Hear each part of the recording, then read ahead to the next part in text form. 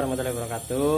Kula Pak Kunci pengen nakon sejarah tentang keramat Sang Magelung Sakti niki. Mangga. Alhamdulillah, wassalatu wassalamu ala Rasulillah, la haula wala quwwata illa billah, amma ba'd. Yang kami muliakan kepada Bapak Wajib Syariah, beserta perangkatnya dan masyarakatnya, sehingga para petugas yang akan menanyakan masalah sejarah makom Wali Wasah Magelung Sakti. Wali Wasah Magelung Sakti ada seorang wali Allah yang asalnya dari negara Sam. Sam itu sekarangnya Suriah. Ada suatu kiai ulama yang menerangkan bahwa Wali Wasah Magelung Sakti ada yang menyatakan umur 9 tahun dan juga ada yang menyatakan 19 tahun. Rambutnya itu sudah tidak ada yang bisa memotongnya. Tapi beliau sendiri tetap memperjuangkan agama Allah walaupun banyak orang-orang yang menghina, baik orang Yahudi, orang Nasrani, tetap beliau itu memperjuangkan agama Allah. Dan juga beliau sendiri yaitu selalu mencari orang-orang yang bisa memotong rambutnya itu. Sehingga dari ujung negara barat sampai ujung negara timur supaya mencari orang-orang yang bisa memotong rambutnya sendiri. Sehingga karena mereka orang yang benar-benar sungguh-sungguh, karena Allah sendiri juga akan memberikan siapa saja yang orang yang akan bersungguh-sungguh dalam suatu kebaikan, akan Allah ngasih suatu apa yang diinginkan oleh orang yang dibutuhkan. Sehingga walau Sakti dapat hidayah, orang yang bisa memotong rambutnya itu di tanah Indonesia, di tanah Jawa, di Cirebon. Sehingga di Cirebon sendiri ada dua versi. Ada yang mengatakan bahwa Wali Wasah Magelung Sakti datang di Kabupaten Cirebon itu, di Indonesia di Cirebon itu ada yang bertemu dengan Mbah Pusangkan Pangeran Cakrabuana dan pemotongannya juga. Ada versi yang kedua bahwa Wali Wasah Magelung Sakti datang di Cirebon itu bertemu dengan Kanjeng Gusti Sunan Hidayatullah Sunan Gunung Jati, bahkan pemotongan juga. Pemotongannya Wali Wasah Magelung Sakti rambutnya itu di sana di Cirebon kota. Sehingga di sana dinamai Karanggetas. Kalau orang Jawa mudah terputus dinamakan Getas. Sehingga akhirnya di sana itu dinamakan Karanggetas. Bahkan sampai sekarang ada orang-orang yang punya mitos, orang yang punya sugesti keyakinan itu masih ada, terutama pejabat itu ada yang menyatakan nggak mau lewat jalan Karanggetas. Bisa juga khawatir dirinya itu mudah tergeser jabatannya lah, atau mudah terputus jabatannya lah, atau apalah gitu. Padahal kalau kita sendiri, saya yakin seorang wali Allah itu nggak ada yang akan mendolimi kepada orang, apalagi orang-orang yang benar, apalagi jabatan. Kalau jabatan itu merupakan suatu pejabat itu amanah, kita khidmah kepada masyarakat kan itu, memperjuangkan juga. Tapi kok mengapa orang kita juga akan sampai begitu meyakinkan, punya keyakinan bahwa Wali Wasah Magelung Sakti kalau ada orang lewat ke situ wadah jabatan mudah terputus, itu ya itu semua kewajar lah, namanya manusia banyak. Tapi saya yakin seorang wali itu nggak ada yang mendolimi kepada orang. Kalau begitu ya copet-copet duluan yang kena ke situ, bukan orang-orang yang punya pejabat yang tidak didolimi kan gitu. Tapi yang masyarakat jangan saja. Wali Wasah Magelung Sakti itu dipotongnya di sana di Cirebon kota, sehingga dinamakan Karanggetas.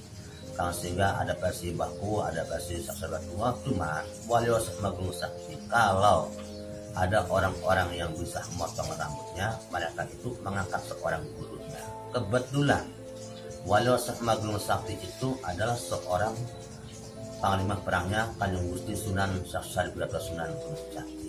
Alangkah pantasnya bahwa Wali Wasah Magelung Sakti itu yang memotong Kanjeng Gusti Sunan Hidayatullah Sunan Gunung Jati.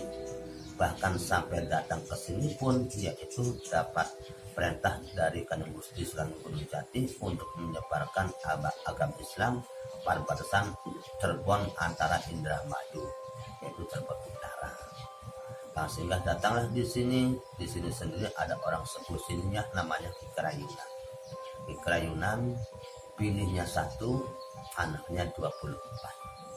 Dan juga beliau sendiri istrinya sedang menenun yang namanya Isekar itu karena banyak anak-anaknya, karena sehingga susu darah itu terlontar, karena sehingga ada kerbau yang merah ikut menyusu sama istrinya. Dikira anaknya sendiri, ternyata ke belakang kok kerbau yang merah. Kata orang Jawa ya kerbau buleh gitu. Karena sehingga kerbau tersebut juga diangkat anaknya sendiri, akhirnya jumlahnya 25. Orang Jawa kalau Selawe 25 Selawe, karena sehingga walau Ki Krayunan sendiri dapat julukan Mbah Buyut Selawe.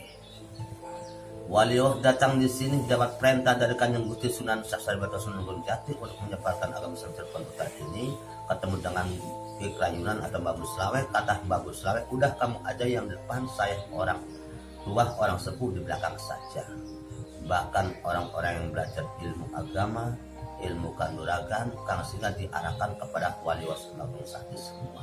Kang sehingga karena banyak orang-orang belajar, setiap desa masing-masing, kang sehingga setiap kampung itu bikin tempat masing-masing. Kang sehingga timbullah suatu padepokan yang ada di situ. Depok Dukuh, Depok Pegagan, Depok Kroya.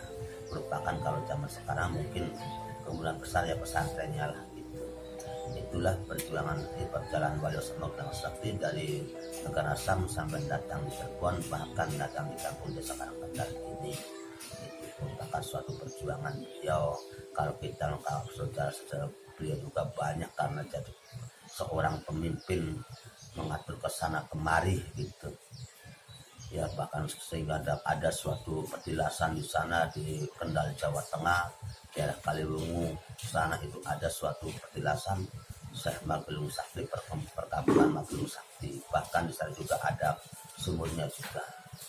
Di daerah Lampung di sana juga ada suatu petilasan Syekh Magelung Sakti. Bahkan besar juga akan di sana. Itulah merupakan suatu sekilas perjuangan semacam itu.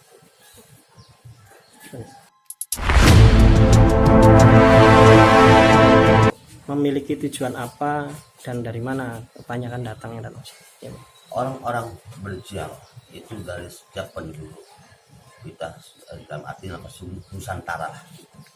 Bahkan kami pernah juga datang dari Brunei, Malaysia itu sudah pernah datang ke sini jial ke makam Wali Songo Sakti.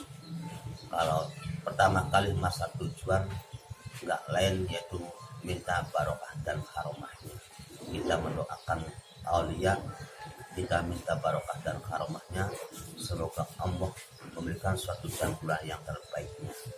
Tapi namanya manusia banyak, terkadang juga ada yang disalahpahamkan, tapi kita saya sarankan untuk membenarkan mereka yang punya permohonan yang enggak benar-benar. Karena sama waliwah itu saya juga saya yakin boleh kita minta dalam hati, minta barokah dan karomahnya. Kita mendoakan kepada aulia, kita sendiri juga minta barokah dan karomahnya, karena aulia adalah orang yang terdekat sama Allah. Waliwah itu adalah kekasihnya Allah dan punya kelebihan, punya barokah karomahnya, maka kita semoga dapat barokah karomahnya, semoga segala sesuatu amalan urusan dunia akhiratnya dipermudahkan dari Allah SWT. Kalau kita jauh kepada orang tua atau saudara atau kepada siapapun, kita tidak boleh minta-minta. Sebatas kita untuk mendoakan, minta ngampura kepada orang tua dengan cara ya kita harus mendoakan kepada orang tua yang sudah meninggal.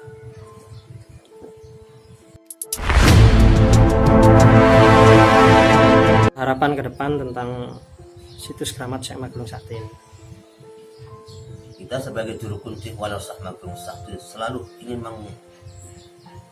memajukan suatu memajukan dalam arti untuk kita keramat Magelung Sakti ini supaya lebih daripada kenyamanan lah atau fasilitas itu lebih baik lah, dan juga semoga pengunjung itu supaya banyak yang lebih tahu.